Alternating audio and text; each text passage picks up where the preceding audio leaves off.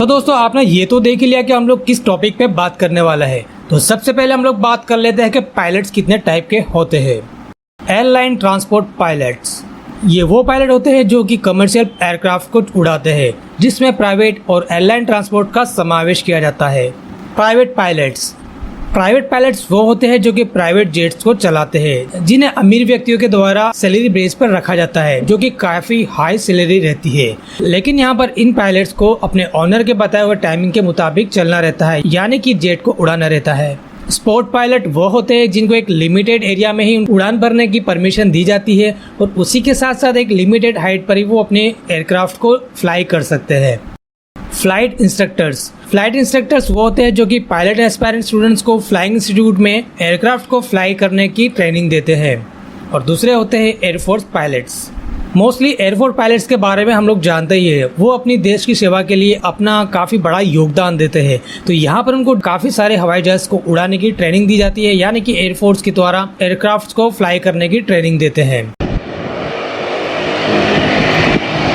इसकी eligibility criteria की बात करें तो यहाँ पर सबसे पहले आपके पास इंग्लिश लैंग्वेज में फ्लुएंसी होना भी जरूरी है। आई विजन आपका 6/6 होना चाहिए। नो कलर ब्लाइंडनेस भी आपकी रिक्वायर्ड रहेगी, यानी कि आपका जो आई विजन है वो काफी क्लियर होना चाहिए, उसमें कोई कलर ब्लाइंडनेस नहीं होना चाहिए। हाइट मिनिमम 5 फीट होनी चाहिए अगर आप मेल कैंडिडेट है, और फीमेल कैंडिडेट में 4.8 फीट की रिक्वायरमेंट रहेगी आपकी हाइट की। एज की क्राइटेरिया की बात करें तो मिनिमम 17 ईयर का एज का क्राइटेरिया रहता है। क्वालिफिकेशन की बात करें तो यहाँ पर 10+2 की आपका क्वालिफिकेशन की रिक्वायरमेंट रहती है, या फिर आप इक्विवेलेंट एग्जामिनेशन को भी क्वालिफाइड कर सकते हैं। सब्जेक्ट की बात करें तो यहाँ पर आपका फिजिक्स, मैथमेटिक्स और इंग्लिश सब्जेक्ट होना कंपलसरी है, जिसमें ईच सब्जेक्ट 55% मार्क्स की रिक्वायरमेंट रहती है। अगर आप नॉन साइंस स्टूडेंट्स हैं, यानी कि अगर आपका साइंस की स्ट्रीम नहीं है, जैसे कि आर्ट्स या कॉमर्स की स्ट्रीम है, तब भी आप पायलट बन सकते हैं। मान लीजिए अगर आपका आर्ट्स या कॉमर्स की स्ट्रीम है तो यहाँ पर आपका इंग्लिश सब्जेक्ट तो होगा ही। बात रहती है सिर्फ 2 सब्जेक्ट की, फिजिक्स और मैथमेटिक्स। तो ये 2 सब्जेक्ट आप NIOS के द्वारा भी कंप्लीट कर सकते हैं, यानी कि national institute of open schooling से भी इस सब्जेक्ट को आप कंप्लीट कर सकते हैं।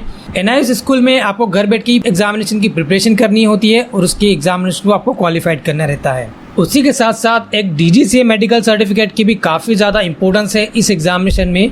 इसके बारे में आगे की वीडियो में मैं आपको गाइड करने वाला हूँ। तो चलिए अब स्टार्ट करते हैं step by step process, how to become a pilot in India. इस वीडियो में हम लोग बात करने वाला है सिविल एविएशन की, यानी कि जो कि कमर्शियल पायलट होते हैं।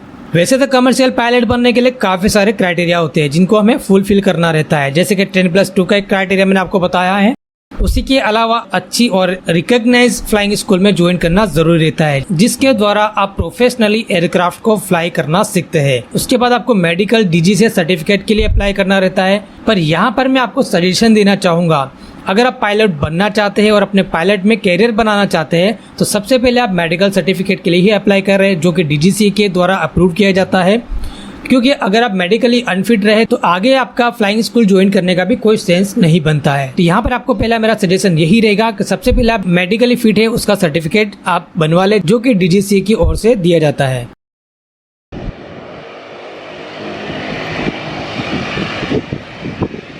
जैसे कि हम सभी को पता है, अगर हम इंजीनियर बनना चाहते हैं तो उसके लिए एक इंजीनियरिंग का एंट्रेंस एग्जाम होता है, और अगर हम लोग डॉक्टर बनना चाहते हैं तो उसके लिए मेडिकल का एक एंट्रेंस एग्जाम होता है। इसी तरीके से अगर आप पायलट बनना चाहते हैं तो पायलट के लिए भी एक रिटर्न एंट्रेंस एग्जाम होता है, जिसे हमें क्वालिफाइड करना रहता है, जो कि DGCA रिकॉग्नाइज्ड फ्लाइंग स्कूल के द्वारा आपको प्रोवाइड किया जाता है। अब यहाँ पर मैंने आपको कुछ फ्लाइंग स्कूल्स के बारे में बताया है जो कि काफी बेस्ट और पॉपुलर है, जैसे कि national flying training institute Maharashtra, जो कि महाराष्ट्र में है, मध्य प्रदेश फ्लाइंग क्लब, जो कि मध्य प्रदेश में है, इंदिरा गांधी राष्ट्रीय उड़ान एकेडमी।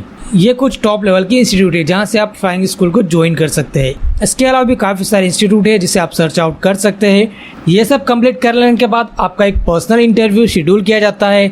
जब आपका इंटरव्यू भी क्लियर हो जाता है, उसके बाद आपको DGCA मेडिकल टेस्ट के लिए अप्लाई भी करना होता है। फ्लाइंग स्कूल ज्वाइन करने पर आपको एक पूरी ट्रेनिंग दी जाती है, जो कि theory as well as practical level पे कंडक्ट की जाती है।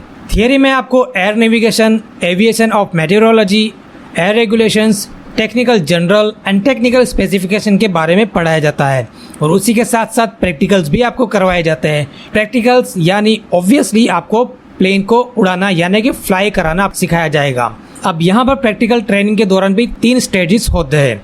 सबसे पहला जो स्टेज होता है वो है SPL यानी कि स्टूडेंट पायलट लाइसेंस, जिसका मतलब है आपको एज ए स्टूडेंट आपको यहाँ पर एयरक्राफ्ट को फ्लाई करने के लिए ट्रेनिंग दी जाती है, जो कि 60 आवर्स की रहती है। 60 आवर्स कंप्लीट कर लेने के बाद आपको एक और लाइसेंस दिया जाता है जो कि PPL रहता है यानी कि प्राइवेट पायलट लाइसेंस। और जैसे ही आपके 210 आवर्स कंप्लीट हो जाते हैं आपको मिल जाता है CPL लाइसेंस यानी कि कमर्शियल पायलट लाइसेंस, जिसके लिए आपने फ्लाइंग स्कूल को ज्वाइन किया होता है। अगर आपके पास CPL लाइसेंस है तो आप किसी भी प्राइवेट कमर्शियल एयरलाइंस में एलिजिबल है एज अ पायलट अप्लाई करने के लिए।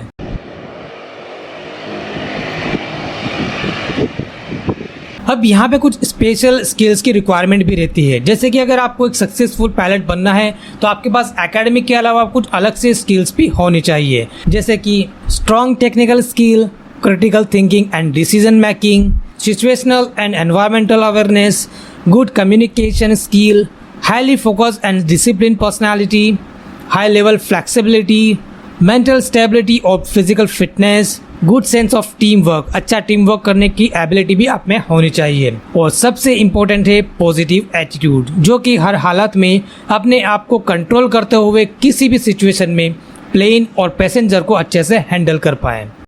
और अब बात कर लेते हैं मेजर रिक्रूटर्स की। फाइनली जब आपके पास CPL लाइसेंस आ जाता है तो आपको कौन कौन सी ऐसी कंपनीज है एयरलाइंस की जो कि आपको अप्रोच करती है as a pilot job career के लिए, जैसे कि आप लोग देख सकते हैं Air India, IndiGo, Air Asia, Spice Jet, Air India Charters Limited, Alliance Air, India Jet Airways, Air Costa और काफ़ी सारे ऐसी जो एयरलाइंस है वो आपको जॉब के लिए अप्रोच करती है। काफ़ी सारे स्टूडेंट्स की सबसे ज़्यादा इंपॉर्टेंट क्वेरी ये रहती है कि सर जब हम लोग पायलट बनने के लिए जब अप्लाई करते हैं उसका जो पूरा प्रोसीजर रहता है स्टार्टिंग से लेकर के टिल एंड तक, तो उसमें कितना कॉस्टिंग जाता है, अराउंड कितनी फीस लगती है और कितना इन्वेस्टमेंट होता है अमाउंट का। तो यहाँ पे आपको मैं बताना चाहूँगा स्टार्टिंग से ऑन एवरेज 25 to 30 लाख का आपका यहाँ पर इन्वेस्टमेंट होता है as a pilot career join करने के लिए। लेकिन अभी नए में क्या चला है कि कुछ एयरलाइंस ऐसी भी है जो कि खुद ही ट्रेनिंग देती है और ट्रेनिंग कंप्लीट हो जाने के बाद अपनी ही एयरलाइंस में वो आपको एज अ एम्प्लॉय ज्वाइन कर लेते हैं। तो यहाँ पर आपको एक और लाइसेंस दिया जाता है TRT लाइसेंस यानी कि टाइप रेटिंग ट्रेनिंग सर्टिफिकेट। इसका भी अभी के टाइम में काफ़ी ज़्यादा महत्व है। इसको आपको मैं काफ़ी सिंपल लैंग्वेज में समझा देता हूँ। जैसे कि हम लोग कोई रेगुलर कार को चलाते हैं, उसके बाद हम लोग कोई नई कार परचेस करते हैं तो उस पर हाथ सेट करने में हमें थोड़ा सा वक्त लग जाता है। ठीक इसी तरीके से पायलट कैटेगरी में और एयरलाइंस फील्ड में भी ऐसा ही होता है। अगर आप रेगुलर बेस पे किसी पर्टिकुलर एक फ्लाइट को फ्लाई करते हैं और उसके बाद आपको अपॉर्चुनिटी मिलती है और बेटर एयरक्राफ्ट उड़ाने की यानी कि फ्लाई करने के लिए, तो उसके लिए आपके पास ऑलरेडी एक ट्रेनिंग ली हुई होनी चाहिए, क्योंकि एयरलाइंस में वो चीज़ का रिस्क नहीं लेने दिया जाता जैसे कि हम लोग कार में लेते हैं। तो यहाँ पर आपको पर्टिकुलर जो भी एयरक्राफ्ट रहता है उसके लिए भी एक TRT सर्टिफिकेट आपको बनवाना रहता है, जो कि एयरलाइंस खुद आपको बना के देती है, जिसे कहते हैं टाइप रेटिंग सर्टिफिकेट। तो यहाँ पर आपको CPL लाइसेंस के साथ TRT लेना भी काफ़ी ज़्यादा ज़रूरी होता है। तो ओवरऑल कॉस्टिंग की बात करें CPL लाइसेंस के साथ साथ TRT लाइसेंस की, तो यहाँ पर आपको 50 से 60 लाख का इन्वेस्टमेंट आपको लग जाता है। अब आप सोच रहे होंगे कि काफ़ी सारा अमाउंट यहाँ पे इन्वेस्ट हो जाता है। तो दोस्तों यहाँ पर आपको एक और मैं बात बताना चाहूँगा कि जब यहाँ पर एज अ पायलट कैरियर आपकी जॉब लग जाती है तो आप 2 से 3 साल में अपनी सैलरी से ये पूरा इन्वेस्टमेंट ही मैं इसको कहूँगा, इस अमाउंट को आप रिकवर काफ़ी अच्छे से कर सकते हैं। तो फाइनली बात कर लेते हैं सैलरी की, कि आपका सैलरी कितना रहेगा as a pilot in India. तो यहाँ पर अगर आप CPL पायलट यानी कि कमर्शियल पायलट के लिए आप अप्लाई करते हैं और ज्वाइन होते हैं किसी एयरलाइन में, तो स्टार्टिंग में आपका सैलरी रहता है 1.5 लाख से 2 लाख के करीब। तो यहाँ पर एक और बात मैं आपको बता देना चाहूँगा कि ये डिपेंड कर जाता है एयरलाइंस के ऊपर कि कौन सी एयरलाइंस आपको हायर करती है, राइट। तो थोड़ा सा यहाँ पर वेरी कर सकता है आपका सैलरी। और इंडियन एयरफोर्स की बात करें तो यहाँ पर उनका एनुअल पैकेज रहता है जो कि 6 to 10 लाख का पर ईयर पैकेज उनका रहता है। अगर ये वीडियो आपको जरा सा भी इन्फॉर्मेटिव लगा हो तो प्लीज इसे लाइक जरूर से कर लीजिएगा और अपने दोस्तों के साथ शेयर जरूर से करिएगा। मिलते हैं नेक्स्ट वीडियो में, बने रहेगा मेरे साथ टॉपर स्टॉक में।